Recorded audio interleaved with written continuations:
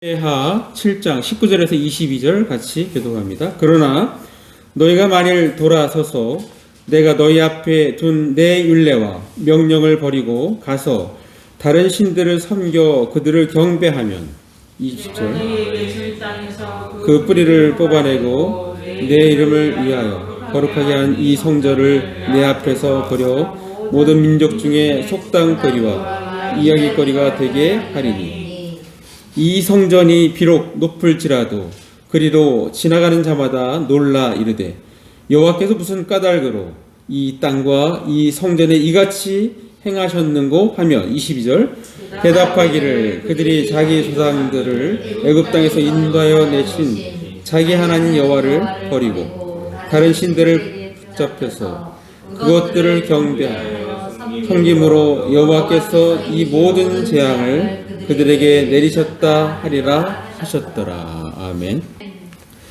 자, 여러분에게 성경책은 무엇입니까? 교인 중에는 후딱교인이라고 있다고 합니다. 후딱교인. 그러니까 성경 위에 쌓은 먼지를 후 하고 불고 그리고 쌓인 먼지가 그렇게 불어도 이렇게 날아가지 않을 때 딱 한번 치면서 털어내는 사람들을 말합니다. 그러니까 평상시에는 성경책을 쳐다보지도 않다가 주일날 교회에 올 때만 성경책을 가져오는 경우를 말하고 있습니다.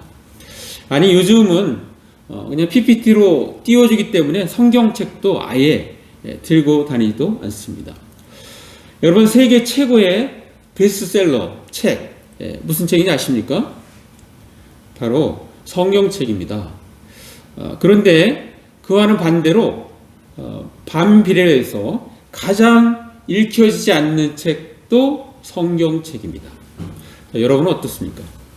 자, 오늘 본문 말씀은 사실 바벨론 포로에서 귀환한 이후에 작성된 것입니다. 자, 바벨론 포로에서 돌아오는 걸 보면 이게 바벨론이에요.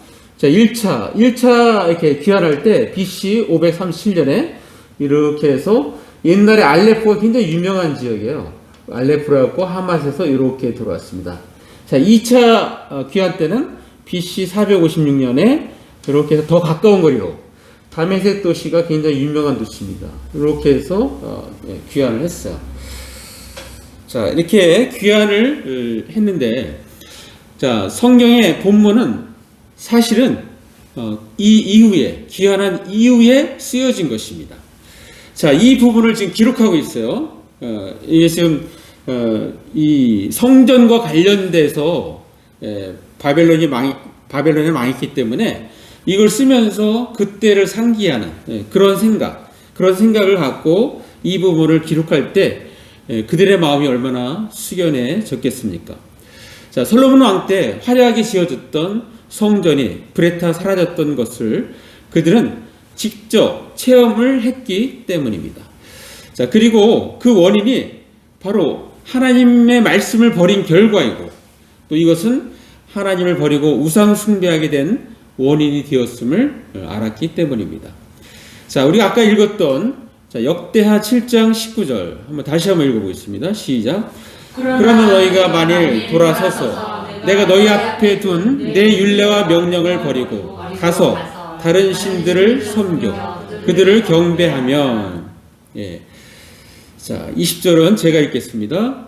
역대하 7장 20절 내가 너에게 준 땅에서 그 뿌리를 뽑아내고 내 이름을 위하여 거룩하게 한 이 성전을 내 앞에서 버려 모든 민족 중에 속담거리와 이야기거리가 되게 하리니. 자, 우리 19절을 다시 보면 이렇습니다. 단순히 율례와 명령을 버리는 것으로 끝나지 않는다는 것입니다.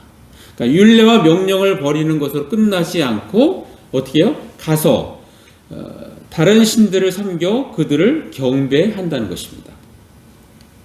자, 하나님의 말씀을 버리면 이어서 우상 숭배로 이어지고 있음을 보여주고 있습니다. 자, 그런 관계로 말씀을 버리는 것은 곧 하나님을 버린 결과로 나타난다는 것을 오늘 말씀은 우리에게 말씀해주고 있습니다. 자, 우리가 예수 믿는 자로서 평상시 하나님 말씀을 묵상하고 하나님 말씀으로 채우는 것은 다름이 아니라 하나님으로 충만하게 살기 위해서인 것입니다.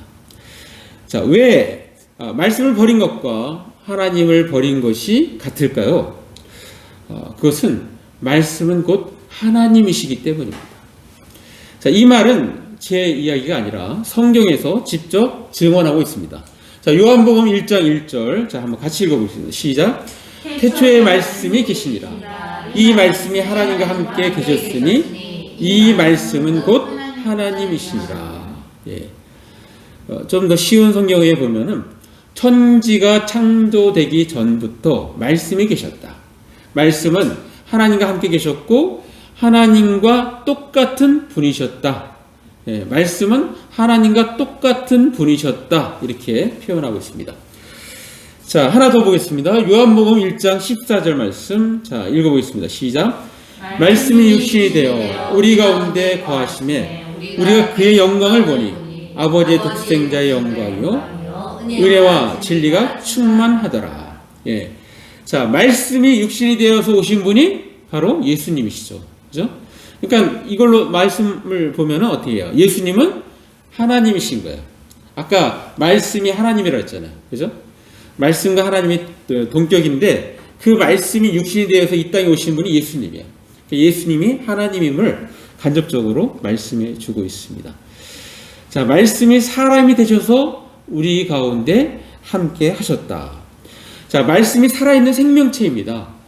자, 그래서 예수님도 이 땅에서 사역하시면서 이런 말씀을 하셨어요. 요한복음 12장 50절 말씀. 자, 읽습니다. 시작.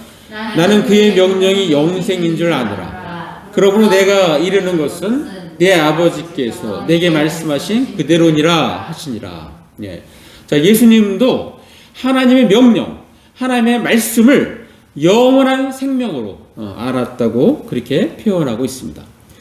자, 그러면 예수님 말고 그 이후에 다른 그리스도인들은 어떻게 하나님 말씀 성경을 어떻게 생각하고 있을까요? 자, 이것도 성경에서 우리가 볼 수 있는데요.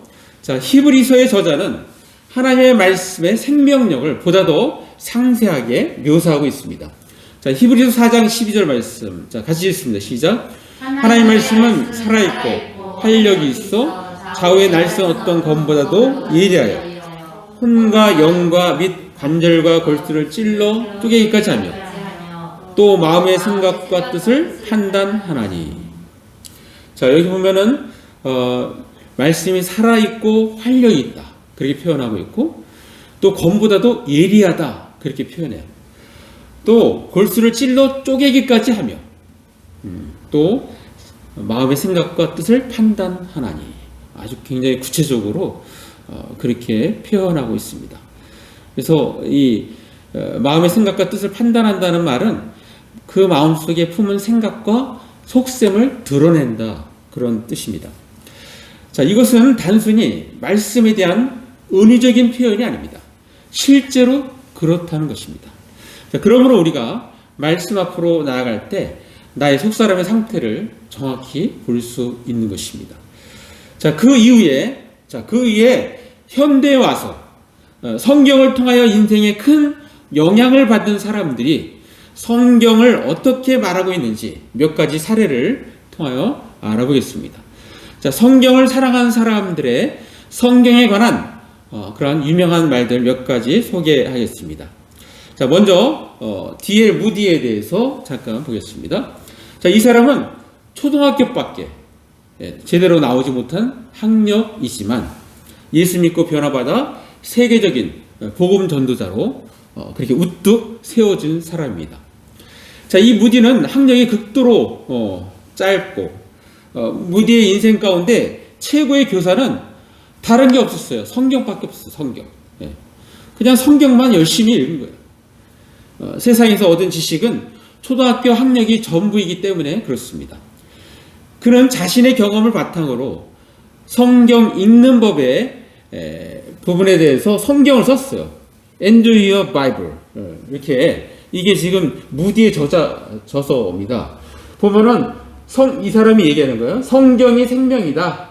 그런데 우리 손 안에 늘 주어져 있는 성경을 왜 읽지 않을까? 자기의 경험에서 나온 겁니다. 또 그 속에 즐거움을 발견하면 성경을 읽지 않을 수가 없다. 읽고 맛보고 즐거워하라.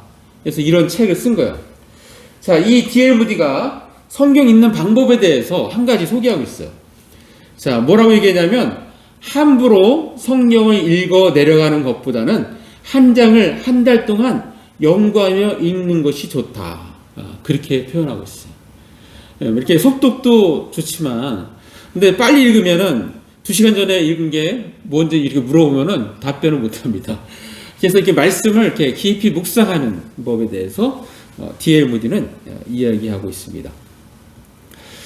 자, 또 인물 파스칼이라는 인물입니다. 파스칼. 이 사람은 프랑스 근대 철학자이면서 천재적인 수학자요, 발명가로, 그리고 팡세의 저자로서 인간은 생각하는 갈대라고 이야기한 사람이 이 사람이에요. 그런 유명한 명언을 날렸는데 이 사람도 성경을 이렇게 읽는 거에 있어서 아주 독특한 주장을 합니다. 그 독특한 주장이 뭐냐면 사람의 지식은 사랑하기 위해서 이해를 해야 한다. 그러나 하나님의 지식은 이해하기 위해서 사랑을 해야 한다. 하나님의 말씀을 잘 이해하려면 어떻게 하라고요? 사랑을 해야지 이해가 된다는 거예요. 독특한 법을 이렇게 딱 자기의 경험에 의해서 표현하는 겁니다. 자, 우리나라에서도 이 정광 목사라고 있어요. 이분은 평생 감사의 저자로 유명한 사람입니다. 자, 이 사람은 연애 시절 야고보서를 애인을 만날 때마다 암송을 해서 결혼할 때쯤에는 야고보서 전체를 다 암송했다고 그래요. 저도 옛날에 이렇게 아내 만날 때 이렇게 선물 보면은 거기다가 성경 구절을 이렇게 담고 그랬던 적이 있는데 아무튼 이분은 특별히 이렇게 성경을 사랑했고 암송을 했어요. 자, 이분이 성경을 사랑합니다. 이 책을 썼는데 이 책에서 성경에 관해서 이렇게 얘기합니다. 자, 성경 사랑이 하나님 사랑입니다. 그러니까 성경을 사랑하는 거가 그것이 하나님 사랑하는 것과 같다는 거예요. 그리고 이렇게 표현합니다. 매일의 삶에 최고의 선물을 주자. 자기 자신에게. 그러니까 자기 자신에게 최고의 선물은 하나님 말씀이라는 거예요. 그러니까 자기 자신에게 최고의 선물을 주자라는 것은 뭐예요? 날마다 성경을 읽고 묵상하라. 그렇게 표현하는 거예요. 그래서 이게 물을 주자. 마치 콩나물에 물 주듯이. 콩나물에 물 주면은 쑥쑥 다 빠지는 것 같지만 어때요? 시간이 지나면 자라잖아요. 그런 것을 연상을 하면서 이야기합니다. 공급해 주시는 말씀으로 나의 삶을 윤택하고 기름지게 더 풍성하게 채우는 사람이 되어야겠다. 그렇게 표현하고 있습니다.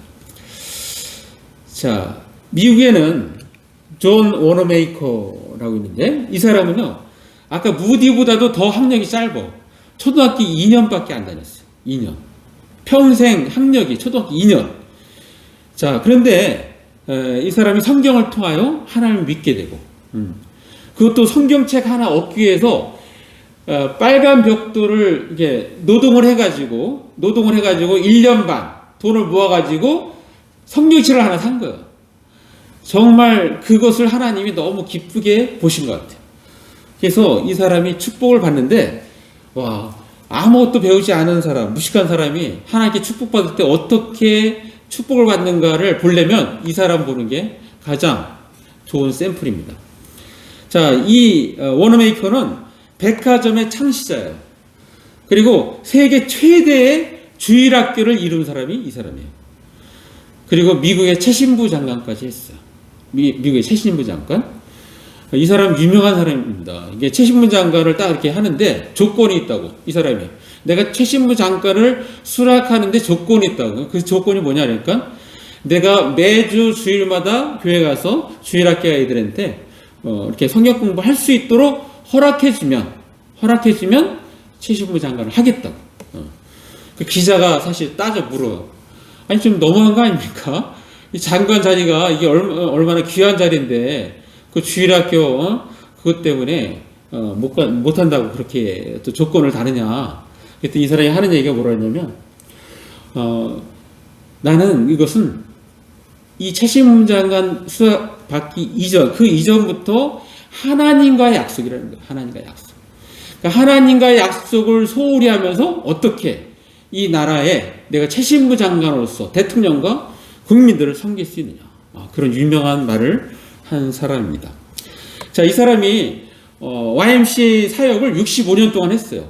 전 세계에 이렇게 YMCA를 세워줬는데 우리나라 서울에 YMCA죠. 1908년 이 사람의 후원으로 세워진 것입니다. 굉장히 참 훌륭하죠. 초등학교 2년밖에 안 배웠는데, 자, 이 사람이 뭐라고 얘기했냐? 성경에 대해서 이렇게 얘기했어요. 자, 성경을 주일에만 사용하는 사람은 나약한 인생을 살게 된다. 예. 이 사람의 체험입니다. 체험. 예. 성경을 주일에만 사용하는 사람은 나약한 인생을 살게 된다고 그렇게 표현하고 있습니다. 자, 또 한 분을 소개하면, 우리가 지난주에 우리 잠깐 소개했는데요. 자, 고아들의 아버지, 평생 10,000명의 고아를 보살피면서 평생 5만 번의 기도응답을 받은 이 조지 밀러. 조지 밀러는 이 사람은 또 성경 읽는 거에 노하우가 있는데 아주 독특한 주장을 하는데, 이 성경적인 주장을 하고 있어요. 자, 뭐라고 얘기했냐면, 누군가 성경을 가장 유익하게 읽을 수 있는 방법을 묻는다면 무엇보다 하나님 한 분만 그분의 영을 통해서 가르칠 수 있다는 것을 명심하도록 조언하고 싶다. 그러니까 이 사람의 얘기는 무슨 말이냐면, 성경을 가장 유익하게 읽는 방법은 성령의 도우심으로 읽는 것이다. 자, 왜 그렇습니까? 성경이 성령의 감동으로 쓰여진 것이잖아요. 그러니까 굉장히 자기 경험에서 아주 정확한 것을 고백하고 있습니다. 자, 그렇다면 우리가 사랑하는 성경은, 이 성경 자체 하나님 말씀에 대해서 뭐라고 말씀하고 있을까요? 자, 특별히 시편 총 150편 중에서 하나님 말씀에 대해서 그 유익함을 가장 많이 담고 있는 책이 있습니다. 바로 시편 119편인데, 자, 시편 119편에서 특별히 11절을 보면은, 내가 주께 범죄하지 아니하려 하여 주의 말씀을 내 마음에 두었나이다. 주의 말씀을 가까이 할 때 죄와 멀어짐을 고백하고 있는 것입니다. 자, 또 사도 바울의 영적 아들인 디모데에게 사도 바울이 이렇게 서신을 보낸 서신이 디모데전서, 디모데후서죠. 거기에서 성경에 대해서 어떻게 표현하냐면, 여태까지 읽는 거에 가장 핵심이라고 할 수 있는 걸 세 가지를 얘기했어요. 자, 디모데후서 3장 15절. 자, 한번 같이 읽어볼까요? 시작. 또 어려서부터 성경을 알았나니 성경은 능히 너로 하여금 그리스도 예수 안에 있는 믿음으로 말미암아 구원에 이르는 지혜가 있게 하느니라. 그러면서 16절. 자, 모든 성경은 하나님의 감동으로 된 것으로 교훈과 책망과 바르게 함과 의로 교육하게 유익하니. 자, 이것이 어떤 영향이 있는지를 디모데후서 3장 17절. 이는 하나님의 사람으로 온전하게 하며 모든 선한 일을 행할 능력을 갖추게 하려 함이라. 예. 자, 성경은 한 사람의 인생을 변화시킬 수 있는 능력의 책입니다. 자, 이 말씀의 증인들이 아까 조금 전에 소개했던 D.L. 무디, 파스칼, 정강 목사님, 존 워너메이커, 조지 밀러였던 것입니다. 자, 사랑하는 남부장학교 성도 여러분, 자, 성경이 하나님 말씀이 아닐 때가 있습니다. 아니, 목사님, 어떻게 성경 하나님 말씀이 아니라고 그렇게 말씀하십니까? 예, 똑같은 성경책이고 하나님의 말씀인데, 다음 소개하는 말은 하나님 말씀이 아닙니다. 잘 들어보시기 바랍니다. 자, 말씀을 논리성으로만 접근하여 억지로 해석하고 적용을 시도하거나 요구할 때 우리는 주의해야 합니다. 자, 하나님 말씀을 적용할 때 하나님께 영광이 안 되고 사람에게 해를 끼친다면 이거 하나님 말씀이 아닙니다. 자, 말씀을 타인이 내게 적용하도록 강요할 때 말씀이 하나님 말씀이 아닙니다. 하나님은 강요하지 않습니다. 하나님은 자발적으로 선택할 수 있도록 하십니다. 그러니까 선택에 따른 결과는 각자 다르지만 그 선택의 순간만큼은 스스로 자유롭게 선택하기를 원하십니다. 자, 그러면 언제 하나님 말씀이라고 할 수 있을까요? 자, 두 가지 표현할 수 있는데요. 말씀이 성령께서 일하심으로 되게 감동으로 다가올 때, 말씀이 그때는 하나님 말씀입니다. 여러분 이렇게 말씀 듣다가 감동으로 다가오는 말씀이 내게 오늘 이렇게 들려지는 말씀이 아닐 수도 있어요. 그렇지만 내게 내 마음 가운데 이렇게 말씀이 올 때 그 하나님께서 주시는 말씀이에요. 그 말씀을 빨리 잊어버리면 안 됩니다. 놓치면 안 돼요. 빨리 적어놓든지 하든지 이렇게 기억을 하셔야 돼요. 그리고 그걸 묵상하고 그걸 통해서 하나님은 뭘 원하시지? 이걸 깨달아서 적용하면 은혜가 넘칩니다. 또 말씀에 순종하면 하나님께는 영광이요 사람들에게는 기쁨을 줄 때 이것은 하나님의 말씀입니다. 따라서 우리가 주의할 점이 있는데 주의할 점을 다시 한번 좀 정리를 하면 강력한 이단은 성경 말씀을 철저히 짜맞추어 내어 놓습니다. 자, 그들은 자신의 논리에 대하여 사람들에게 지적을 받아 맡길 때마다 눈 하나 깜짝하지 않고 자신의 논리를 말이 되도록 수정합니다. 자, 그래서 나름 논리적으로 빈틈이 없도록 맞추어 놓습니다. 자, 이것은 사기꾼의 사기 수법과 별반 다르지 않습니다. 자, 사기꾼도 온갖 감언이설로 상대방이 자기를 믿을 수 있도록 최선을 다합니다. 자, 그렇게 해서 믿으면 그때야 비로소 자신의 본 모습을 드러내면서 그렇게 사기를 치는 것입니다. 자, 우리가 이러한 공경에 빠져나오는 방법이 있을까요?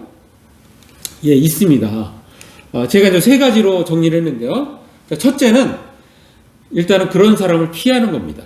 그냥 피하는 거예요. 일단은 영향을 받지 않도록 멀리 하는 것입니다. 또 둘째는 피할 수 없을 때는 그럴 때는 그 사람한테 이야기하는 거예요. 먼저 당신 단체의 역사에 대하여 자세히 설명해 달라고. 뭐 다른 거 듣기 전에 당신 단체가 어떻게 출발하는지 그 역사를 얘기해 달라고 그렇게 요구를 하는 거예요. 사실 그런 건 이게 속일 수가 없잖아요. 다 뭐 인터넷 뒤져보면 다 드러나는 거니까. 자, 그때 아무런 역사도 없이 그냥 역사 기반이 전혀 없어요. 근데 현대에 와서 이분이 바로 교주신데 라고 한다면 그러면 그 교주는 누구의 영향을 받았느냐고 따져 들어가야 돼요. 그렇게 따져. 그 교주는 누구의 영향을 받았느냐. 그들의 말의 기반이 굉장히 취약함을 알 수 있습니다. 자, 셋째는 말씀을 여기저기 무리하게 엮어 나갈 때 제동을 걸어야 합니다. 막 무리하게 막 껴맞춰. 그럼 제동을 딱 걸어야 돼요.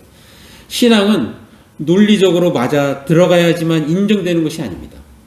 신앙은 참 지식을 중요시 여기지만 지식으로만 생기는 것이 아니기 때문입니다. 우리가 바리새인들을 보면 알 수 있잖아요. 바리새인들이 얼마나 그 지식이 많아요. 그렇지만 예수님은 독사의 자식들아 이렇게 얘기를 하면서 그들의 위선적인 것들을 이렇게 책망하고 지적하는 것들을 우리는 많이 보게 됩니다. 자, 우리는 지금 말씀을 버린 것은 하나님을 버린 것과 같다라는 제목의 설교를 듣고 있습니다. 자, 그렇다면 우리는 어떻게 해야 할까요? 자, 한 가지만 말씀드리겠습니다. 자, 그 한 가지는 말씀을 가까이하여 주야로 묵상하고 감동으로 다가올 때 순종해야 합니다. 우리 같이 한번 읽어볼까요? 시작. 말씀을 가까이하여 주야로 묵상하고 감동으로 다가올 때 순종해야 합니다. 자, 우리가 말씀을 접근할 때 방향을 잃어버려서는 안 됩니다. 자, 우리의 방향은 하나님의 말씀을 사모하는 방향이 되어야 합니다. 자, 그걸 하나 소개해 줄게요. 베드로전서 2장 2절. 자, 우리가 어떻게 사모해야 되는지 한번 읽습니다. 시작. 갓난 아이들 같이 순전하고 신령한 젖을 사모하라. 이는 그로 말미암아 너희로 구원에 이르도록 자라게 하려 함이라. 예. 자, 새로 태어난 아기들로서 말씀의 순수한 젖을 사모하라. 이것은 너희가 그 젖으로 말미암아 성장하게 하려 함이라. 예. 자, 갓난아기가 태어나면 다른 것은 안 먹죠. 그죠? 엄마의 젖만 먹죠. 엄마의 젖. 그리고 그 젖을 통해서 어떻게 해요? 육체적으로 자랍니다. 또 엄마의 젖은 일반 이렇게 분유보다도 그 안에 항체가 있어요. 그래서 병도 잘 걸리지 않습니다. 자, 그런 것처럼 하나님의 말씀을 그렇게 접하라는 거예요. 우리가 육신의 그 엄마의 젖을 먹을 때 육신이 자라듯이 영적인 젖이 바로 하나님의 말씀이라는 거예요. 그래서 그 영적인 젖을 사모하고 우리가 날마다 먹게 되면 우리 영혼이 성장한다는 것을 표현하고 있는 것입니다. 자, 우리들에게 신앙의 모범을 보이는 다윗은 성경을 어떻게 사모했는지 한번 찾아서 읽겠습니다. 자, 시편 19편 10절. 이건 다윗의 고백이에요. 자, 한번 같이 읽어볼까요? 시작. 금 곧 많은 순금보다 더 사모할 것이며 꿀과 성의꿀보다 더 달도다. 예. 다윗이 이렇게 하나님의 말씀, 율법을 이렇게 사모했어요. 꿀과 송이꿀보다 더 달다. 그러니까 송이꿀이 뭔가 이게 보면은 표준 국어 대사전에 찾아보면은 송이꿀은 우리나라 말로 개꿀과 같아요. 개꿀. 벌통에서 떠낸 벌집에 들어있는 상태의 꿀, 이것을 송이꿀이라고 합니다. 자, 이미지로 한번 보면, 자, 이렇게 딱 성경에 꿀 바르는 것처럼 이게 유대인들이 교육시키는 방법이에요. 아이들이 성경을 사랑하도록 하기 위해서 일부러 이렇게 꿀을 바른다. 꿀을. 그래서 딱 책장 넘길 때 이렇게 한번 이렇게 할 때 꿀이 있어갖고 꿀처럼 달다. 하나님의 말씀은 꿀처럼 달다. 이것을 어렸을 때부터 교육을 시킨다는 거예요. 네. 어제 시완이네 집에 갔더니 시완이가 보통 막 이렇게 뭘 달라고 막 짜증을 내잖아요. 근데 이렇게 시완이는 주세요 이러더라고요. 그래서 왜 저러냐 그랬더니 그렇게 교육을 시켰대요. 그러니까 울면은 안 주고 주세요 이러면 주고.